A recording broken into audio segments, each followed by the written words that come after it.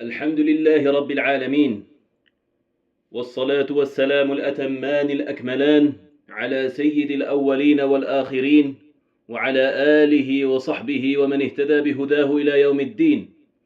الحمد لله الذي أخذ الميثاق على البشرية في عالم الذر، وأشهدهم على أنفسهم ألست بربكم؟ قالوا بلى شهدنا أن تقولوا يوم القيامة إنا كنا عن هذا غافلين. الحمد لله الذي جعل رمضان فرصة للتائبين، وجعل الصلاة فيه هداية للمقبلين، وجعل القرآن شفاء لما في صدور المؤمنين، وجعل تلاوته بخشوع تهل دموع الخاشعين. ونشهد أنه الله الذي لا معقب لحكمه ولا راد لقضائه ولا غالب لأمره. ونشهد أن محمدًا عبده ورسوله وصفيه وخليله، صلوات ربي وسلامه عليه. بلغ الرسالة وأدى الأمانة ونصح الأمة، وكشف الله تعالى به الغمة، وجاهد في الله حق جهاده، فجزاه الله خير ما جزى به نبيا عن أمته. أما بعد، tervetuloa rakkaat veljet ja siskot, طبتم وطاب سعيكم وممشاكم وتبوأتم جميعا من الجنة منزلا. اللهم اجعل جمعنا هذا جمعا مرحوما، واجعل تفرقنا من بعده تفرقا معصوما. Me pyydämme Allahilta subhanahu wa ta'ala, että hän tekee tästä kokoontumisestamme hyödyllisen meille kaikille, ja että hän antaa anteeksi meidän virheemme ja syntimme ja puutteemme, ja että hän laskee meidän jokaisen uskovaisen välille armoa ja rakkautta, kuten Allah sanoo subhanahu wa ta'ala: إنما المؤمنون إخوة فأصلحوا بين أخويكم واتقوا الله لعلكم ترحمون. Totisesti uskovaiset eivät ole paitsi veljiä keskenään. Sovittakaa siis veljenne välit ja pelätkää Allahia subhanahu wa ta'ala, että teidät armahdettaisiin. Ja Allah sanoo subhanahu wa ta'ala: والمؤمنون والمؤمنات بعضهم أولياء بعض يأمرون بالمعروف وينهون عن المنكر ويقيمون الصلاة ويؤتون الزكاة ويطيعون الله ورسوله أولئك سيرحمهم الله إن الله عزيز حكيم. Ja uskovaiset miehet ja uskovaiset naiset ovat toistensa tukijoita ja suojelijoita. He käskevät hyvään ja kieltävät pahasta, suorittavat rukouksensa, maksavat almunsa ja ovat tottelevaisia Allahille subhanahu wa ta'ala ja hänen sanansaattajalleen sallallahu alaihi wasallam. He ovat he, jotka Allah subhanahu wa ta'ala tulee armahtamaan. Totisesti Allah on kaikkivaltias ja viisas. Ja me kiitämme Allahia subhanahu wa ta'ala, että hän mahdollisti meille, Sheikh, onko näin? Että hän mahdollisti meille tämän kokoontumisen Masjid As-Salamissa, Myyrmäessä, vahvistaen ja uskoen, että meillä itsellä ei ole voimaa eikä kykyä, paitsi hänen luvallaan subhanahu wa ta'ala. Kuten on tullut hadithissa, jonka on raportoinut al-Bukhari ja Muslim, an Abi Musa al-Ash'ari radiyallahu ta'ala anhu, anna Rasulullah sallallahu alayhi wa sallam qala lahu: Ya Abdullah ibn Qais, qultu labbayka ya Rasulullah. قال ألا أدلك على كلمة هي كنز من كنوز الجنة؟ قلت بلى يا رسول الله فذاك أبي وأمي. قال لا حول ولا قوة إلا بالله. يتم lause al-hawqala, mitä Muhammad sallallahu alaihi wasallam sanoi. Abu Musa al-Ash'ari radiyallahu ta'ala anhu, hän sanoi, että Muhammad sallallahu alaihi wasallam sanoi hänelle: enkö osoittaisi sinulle sanat, jotka ovat yksi paratiisin aarteista? La hawla wala quwwata illa billah. Ja tämä al-hawqala mitä se tarkoittaa? يقول العلماء إن الحولة أي الحركة أو التحول من حال إلى حال لا تكون إلا بالله ولا قوة لنا على الطاعة إلا بالله. Mikään ei liiku, ei ole muutosta. Ei ole liikettä, eikä ole muutosta tilasta tilaan, paitsi Allahin luvalla. Mikään ei liiku, mikään ei muutu tilasta tilaan, paitsi hänen luvallaan subhanahu wa ta'ala, eikä meillä ole voimaa eikä kykyä hänen tottelevaisuuteensa, paitsi hänen luvallaan. Joten me kiitämme Allahia azza wa jal, että me olemme kokoontuneet tänne, insha'Allahu ta'ala, opiskelemaan hänen uskontoaan ja lähestymään Allahia subhanahu wa ta'ala. Ja kiitollisuus Allahia kohtaan on pakollista meille jokaiselle muslimille, rakkaat veljet. Mitä Allah sanoo? فاذكروني أذكركم واشكروا لي ولا تكفرون. Muistakaa siis minua, niin muistan teitä, ja olkaa minulle kiitollisia, älkääkä kieltäkö minua, tai älkää olko epäkiitollisia. Ja Allah sanoo subhanahu wa ta'ala: وَلَقَدْ أُوحِيَ إِلَيْكَ وَإِلَى الَّذِينَ مِنْ قَبْلِكَ لَئِنْ أَشْرَكْتَ لَيَحْبَطَنَّ عَمَلُكَ وَلَتَكُونَنَّ مِنَ الْخَاسِرِينَ بَلِ اللَّهَ فَاعْبُدْ وَكُنْ مِنَ الشَّاكِرِينَ. Allah sanoo subhanahu wa ta'ala, että sinulle on ilmoitettu, oi Muhammad sallallahu alaihi wasallam, ja heille sanansaattajille, jotka tulivat sinua ennen: jos asetat Allahin rinnalle vertaisia palvonnassa, kaikki tekosi, mitätöityvät ja tulet totisesti olemaan heistä, jotka ovat häviäjiä. Palvo sen sijaan ainoastaan Allahia subhanahu wa ta'ala yksin, ilman vertaisia, ja ole heistä, jotka ovat kiitollisia subhanahu wa ta'ala. Joten kiitollisuus on pakollista meille jokaiselle. Fardu ainin ala kulli mukallaf. Ja miksi me ei oltaisi kiitollisia Allahille subhanahu wa ta'ala? Yani kaikkien niiden siunausten jälkeen, mitä Allah subhanahu wa ta'ala on siunannut meille. Mitä Allah sanoo? Wa in ta'uddu ni'matallahi la tuhsuha. Inna Allah la ghafurur rahim. Ja jos yrittäisitte laskea kaikkia Allahin subhanahu wa ta'ala siunauksia teille, että koskaan pystyisi laskemaan niitä, totisesti Allah on alati anteeksi antava, armollinen. Kaikki nämä siunaukset, mitä Allah subhanahu wa ta'ala on siunannut meille, mitä hän lupaa meille? Vain ja jos me ollaan hänelle kiitollisia subhanahu wa ta'ala, mitä Allah sanoo? Wa idh ta'adhana rabbukum la in shakartum la azidannakum wa la in kafartum inna 'adhabi lashadid. Ja muistakaa, kun Herranne ilmoitti teille, totisesti, jos olette kiitollisia, lisään teille siunauksiani. Ja jos olette epäkiitollisia tai kiellette minut, totisesti rangaistukseni on ankara. Ash-shahid la in shakartum la azidannakum. Allahu akbar. Kaikkien niiden siunausten jälkeen, subhanallah, mitä me ei pystytä edes laskemaan. Allah subhanahu wa ta'ala lupaa meille, jos me ollaan kiitollisia subhanahu wa ta'ala häntä kohtaan, mitä hän tekee, lisää meille siunauksia. Miten me ollaan kiitollisia Allahille subhanahu wa ta'ala? Sanotaanko me kiitos Allah ja tehdään mitä halutaan? Miten me ollaan kiitollisia Allahille subhanahu wa ta'ala? Tottelemalla häntä ja hänen sanansaattajansa sallallahu alaihi wasallam. Sah? Naam. Taib. Se, että Allah subhanahu wa ta'ala lisää meille hänen siunauksiaan, kaikkien niiden siunausten päälle, leisa dhalika ala Allahi bi'aziz. Kuten on tullut hadithissa, yani hadith al-Qudsi tai Qudusi, عن أبي ذر الغفاري رضي الله تعالى عنه عن النبي صلى الله عليه وسلم فيما روى عن الله تبارك وتعالى أنه قال يا عبادي إني حرمت الظلم على نفسي الحديث متى الله سبحانه وتعالى سنوتس حديث السهنا كبستان أنت يا عبادي لو أن أولكم وآخركم وإنسكم وجنكم قاموا في صعيد واحد فسألوني فأعطيت كل إنسان مسألته ما نقص ذلك مما عندي إلا كما ينقص المخيط إذا أدخل البحر الله أكبر متى الله سنو أي palvojani jos ensimmäiset teistä ja viimeiset teistä ja ihmiset teistä ja djinnit teistä jokainen kokoontuu samaan paikkaan ja pyytävät minulta ja annan jokaiselle sen mitä hän pyytää, se ei vähennä sitä mitä minulla on, paitsi kuten merestä vähenee vettä kun siellä lasketaan neula. Joten kiitollisuus Allahille subhanahu wa ta'ala riippumatta siitä onko se pakollista vai ei, ja se on pakollista, se ei tuo meille paitsi hyvää. Mutta meiltä unohtuu monta kertaa yksi ehto kiitollisuudesta Allahia kohtaan. Ainakin minulta ja monelta subhanallah wal musta'an. Me pyydetään Allahilta vaan, että hän antaa meille anteeksi meidän puutteet. Yksi ehto siihen, että me ollaan kiitollisia Allahille subhanahu wa ta'ala on mikä? Se, että me ollaan kiitollisia myös ihmisille. Sah, mikä on dalil tähän, mikä on todiste? Hadith Abi Hurairah radiyallahu ta'ala anhu, qala Rasulullah sallallahu alayhi wa sallam, la yashkuru Allah man la yashkur an-nas. لا يشكر الله من لا يشكر الناس والحديث أخرجه أحمد في مسنده وأبو داود والترمذي وقال الترمذي رحمه الله تعالى هذا حديث حسن صحيح محمد صلى الله عليه وسلم sanoi joka ei kiitä ihmisiä ei kiitä Allahia subhanahu wa ta'ala joten me myös kiitämme meidän rakkaita veljiä ja siskoja Hikmanuorissa ja Masjid as-Salamin henkilökuntaa ja vastuuhenkilöitä ja jokaista joka ponnistelee muslimien eteen tässä maassa ja tekee hyvää ja ponnistelee näiden kokoontumisten vuoksi. Ja pyydän, että Allah subhanahu wa ta'ala antaa heille tawfiq jatkaa tällä tiellä niin kauan kuin he jatkavat maan päällä. Inna Allaha waliyu dhalika wal qadiru alayh.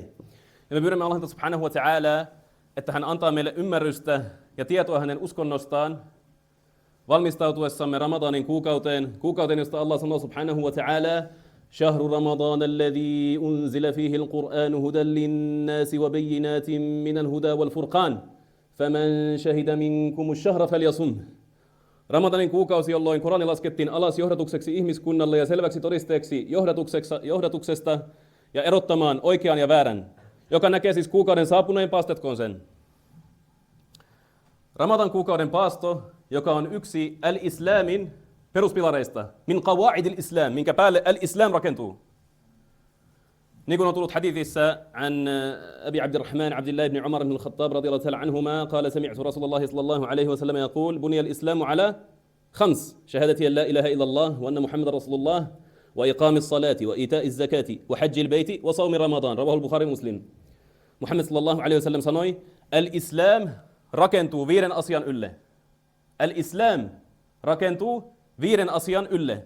Todistuksen, ettei ole muuta palvomisen arvoista Jumalaa kuin Allah subhanahu wa ta'ala, ja että Muhammad sallallahu alaihi wasallam on hänen sanansaattajansa. Ja rukousten as-salah suorittamiselle ja az-zakah almujen tai pakollisen hyväntekeväisyyden maksamiselle ja al-hajj pyhiinvaelluksen suorittamiselle ja Ramadan kuukauden paastolle.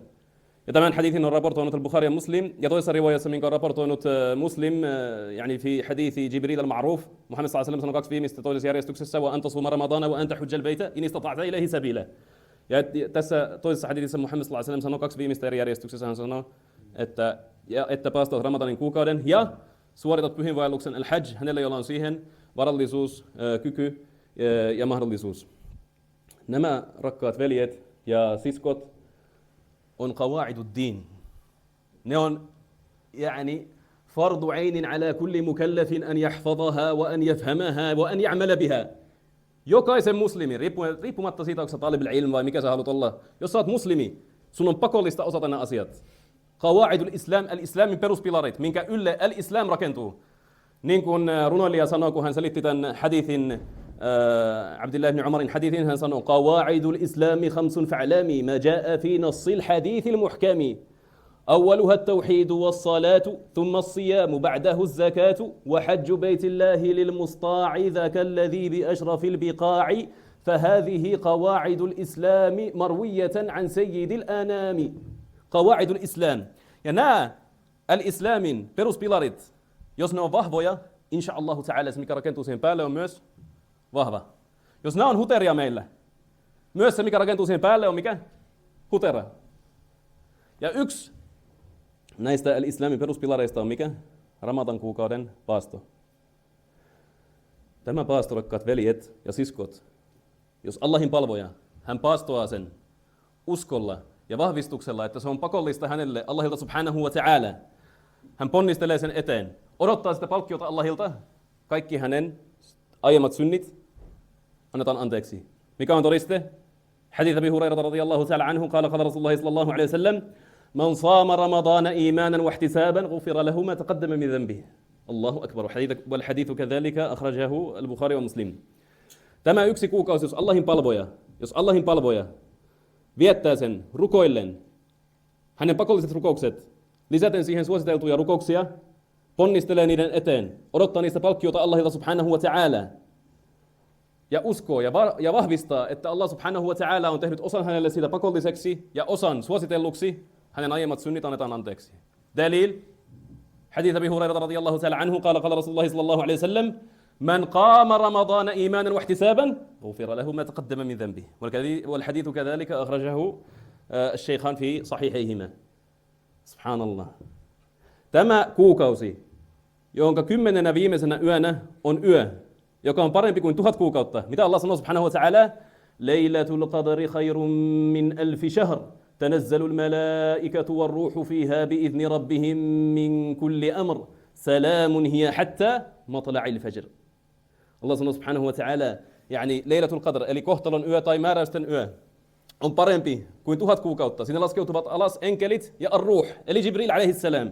Heidän herransa määräyksellä heidän herransa luvalla kaikilla määräyksillä sinä yönä on oleva rauha ja hyvyys Allahilta subhanahu wa ta'ala hänen palvojilleen aamusarastuksen asti.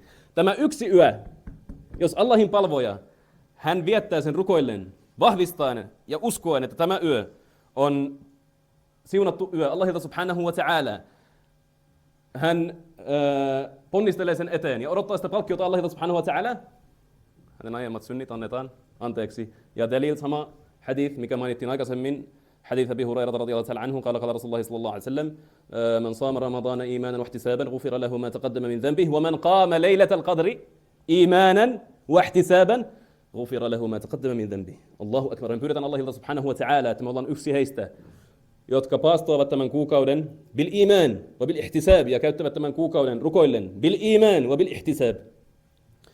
طيب, palataan tähän hadithiin, missä Muhammad sallallahu alaihi wasallam sanoi, man saama ramadana imanan wa ihtisaban.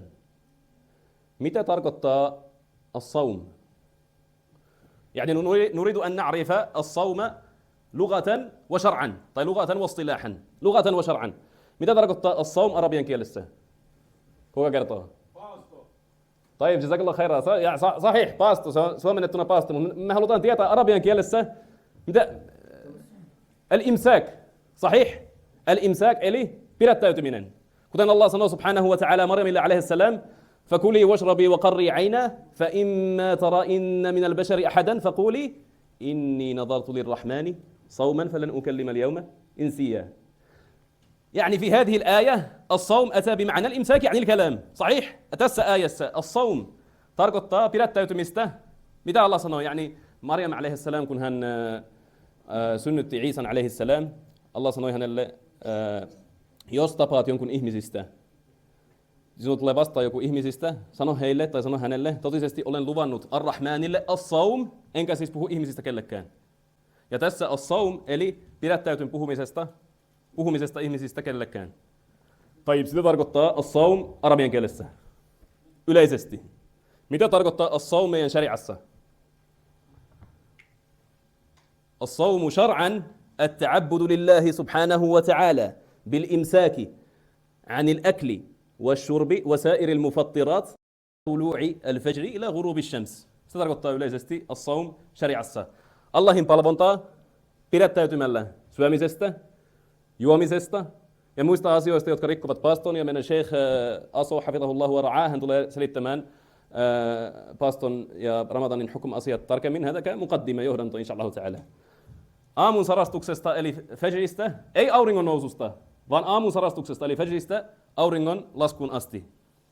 Se tarkoittaa as-saum. Ja nyt yksi tärkeä asia. Paljon mulla aikaa? Tai nyt tuli 5 minuuttia. Kun Muhammad sallallahu alaihi wasallam hän sanoi, man saama ramadana imanan wa ihtisaban. Kun me kuullaan tämä hadith, meidän täytyy ymmärtää yksi asia, sisäistää yksi asia hyvin. Kun Muhammad sallallahu alaihi wasallam sanoi, että joka paastoa Ramadanin kuukauden bil iman ja odottaen siitä palkkiota Allahilta subhanahu wa ta'ala, meidän täytyy tietää, että palkkio paastosta ei ole niin kuin muissa teoissa. Palkkio paastosta, mitä Allah subhanahu wa ta'ala on luvannut meille, ei ole niin kuin muissa hyvissä teoissa. Kuten on tullut, yani hadithejä on monta, mutta mistä autenttisimmat on Bukharissa ja Muslimissa. An Abi Hurairata radiyallahu ta'ala anhu, قال رسول الله صلى الله عليه وسلم قال الله عز وجل كل عمل ابن آدم له إلا الصيام فإنه لي وأنا أجزي به والصيام جنة فإذا كان يوم صوم أحدكم فلا يرفث ولا يصخب فإن سابه أحد أو قاتله فليقل إني صائم والذي نفس محمد بيده لخلوف فم الصائم أطيب عند الله من ريح المسك للصائم فرحتان يفرحهما إذا أفطر فرح بفطره وإذا لقي ربه فرح بصومه. والحديث متفق عليه وهذا لفظ رواية البخاري. وفي رواية له يترك طعامه وشرابه وشهوته من أجل الصيام لي وأنا أجزي به والحسنة بعشر أمثالها. وفي رواية لمسلم كل عمل ابن آدم يضاعف الحسنة بعشر أمثالها إلى 700 ضعف قال الله إلا الصوم فإنه لي وأنا أجزي به. Muhammad sallallahu alaihi wasallam sanoi, että Allah sanoo subhanahu wa ta'ala, jokainen Aadamin lapsen hyvän teon palkkio, tai jokainen Aadamin lapsen hyvä teko on hänelle itselleen, paitsi paasto. Se on minulle ja minä palkitsen sen. Toisessa riwayassa Muhammad sallallahu alaihi wasallam sanoi, jokaisen Aadamin lapsen hyvän teon palkkio moninkertaistetaan hänelle 700 kertaa, ja Allah sanoo, paitsi paasto, se on minulle ja minä palkitsen sen. Mitä tarkoittaa, että Allah subhanahu wa ta'ala sanoo, että paasto on minulle ja minä palkitsen sen? Eikö kaikki teot Allah palkitsee? Mitä tarkoittaa ensinnäkin, että Allah subhanahu wa ta'ala sanoo, as-siyamu li, että paasto on minulle? Muhammad ibn Salih al-Uthaymin, rahmatullahi alayhi, rahmatan wasi'a. Hänellä on kaunis selitys tähän. Hän sanoo rahimahullahu ta'ala, Allahu ikhtassa li nafsihi as-sawm min bayni sa'iri al-a'mal, wa dhalika li sharafihi 'indah wa mahabbatihi lahu wa dhuhuri al-ikhlas an-niyyati fihi lillahi subhanahu wa ta'ala. لأنه سر بين العبد وبين ربه لا يطلع عليه أحد إلا الله. الله أكبر. والله تاون كون السليدس. حسن رحمه الله تعالى että Allah subhanahu wa ta'ala on erottanut kaikki hyvät paaston kaikista hyvistä teoista sen korkean aseman vuoksi hänen luonaan, hänen rakkautensa sitä kohtaan, ja sen vuoksi, että vilpittömyys palvojalta Allahia kohtaan tulee ilmi paastossa. Se on salaisuus palvojan ja hänen herransa välillä. Millä tavalla? Yani, jos me nyt ollaan moskeijassa, me nähdään, täällä on joku veli esimerkiksi rukoilee ja katsotaan, mitä tuo veli tekee. Me nähdään kaikki, että se rukoilee. Sahih? Mutta jos joku veli paastoo, me katsotaan, mitä tuo veli tekee, se paastoo. Ei me sitä nähdä. Meidän täytyy tietää, hänen täytyy kertoa meille, että hän on paastossa, tai meidän pitää ymmärtää jostain muusta kontekstista. Ja Al-Qurtubi rahimahullahu ta'ala, hän sanoo muuten samalla tavalla. Al-Qurtubi sahib at-tafsir al-ma'ruf. Hän sanoo rahimahullahu ta'ala, وَلَمَّا كَانَتِ الْأَعْمَالُ يَدْخُلُهَا الرِّيَاءُ وَالصَّوْمُ لَا يَطَّلِعُ عَلَيْهِ أَحَدٌ بِمُجَرَّدِ فِعْلِهِ إِلَّا اللَّهُ فَأَضَافَهُ اللَّهُ إِلَى نَفْسِهِ. Al-Qurtubi sanoo rahimahullahu ta'ala, että kun hyvin tekoihin yleisesti menee helposti ylpeilyä. Vaikka me yritetään, me pyydetään Allahilta subhanahu wa ta'ala, että hän antaa meille vilpittömyyttä, mutta monta kertaa on helppoa, että tekoihin, mitkä ihmiset näkee, siihen menee ylpeilyä. Vaikka sä yrität ja ponnistelet jatkuvasti sen eteen, sä teet sen Allahin vuoksi subhanahu wa ta'ala, niin on helppo, että siihen menee riyaa. Sahih? Lakin as-sawm la yattali'u alayhi ahadun bimujarradi fi'lihi illa Allah. Mut paasto ei käy ilmi kellekään sen ainoastaan sen tekemisestä. Se ei käy ilmi. Me ei huomata, jos joku paastokse vai ei. فَأَضَافَهُ اللَّهُ لِنَفْسِهِ. Tämän vuoksi Allah subhanahu wa ta'ala liitti sen teon itselleen. Ja oppineilla on tästä paljon eri aqwal, mutta näin inshallah ta'ala riittää meille. Mutta mitä Allah sanoo sen jälkeen? وَأَنَا أَجْزِي بِهِ.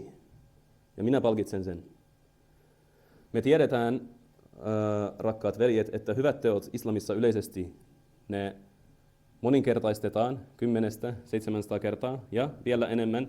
Kuten on tullut hadithissa عن ابن عباس رضي الله تعالى عنهما عن النبي صلى الله عليه وسلم فيما يرويه عن ربه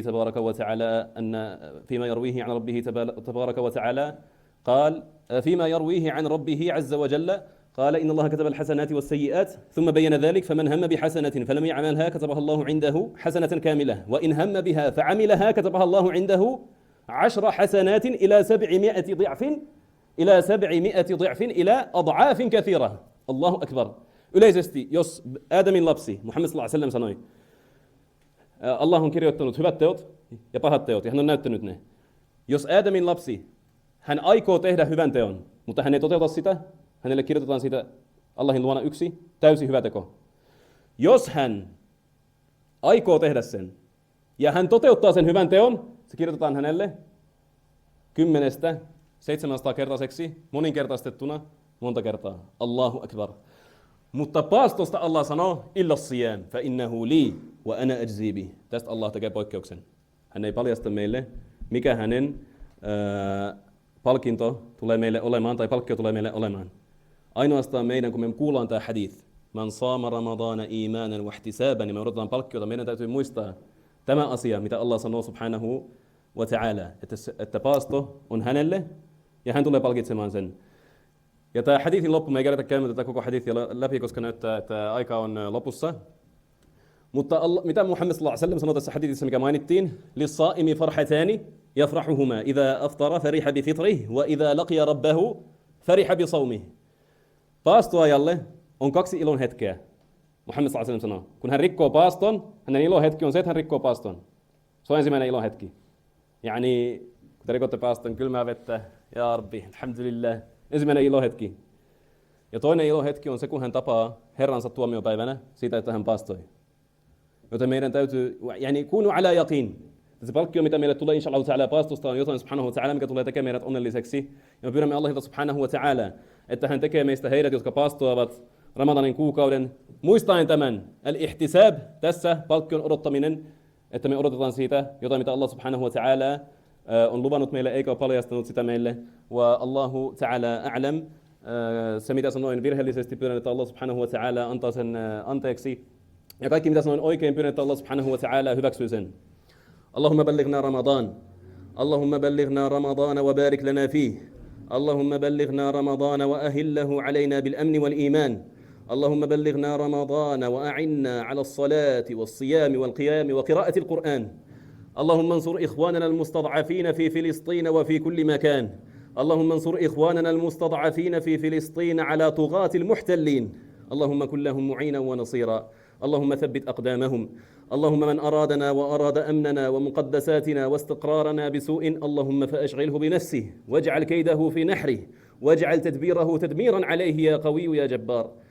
اللهم فقهنا في ديننا، اللهم فقهنا في ديننا وعلمنا ما ينفعنا وانفعنا بما علمتنا. اللهم اجعلنا من الذين يستمعون القول فيتبعون أحسنه. وصل اللهم على نبينا محمد وعلى آله وصحبه وسلم، وآخر دعوانا أن الحمد لله رب العالمين. إن شاء الله. بارك الله فيك وجزاك الله خيرا. الله سبحانه هل باليمن علينا شهرنا شهر الهداية، ولنا في كل ليل مع فواصلنا حكاية. ضيفنا يروي بحب عذب قول في الرواية، ضيفنا يروي بحب عذب قول في الرواية. ذاك شيخ ألمعي يبذل العلم لغاية، وهميم زاح هما عن كثير في الزوايا. وطبيب ما توانى بذلا كل الرعاية، وطبيب ما توانى بذلا كل الرعاية. مركز للخير أفضى نور وعي ودراية، بمنارات الهدى هم حاجزا دون الغواية، بمنارات الهدى هم حاجزا دون الغواية.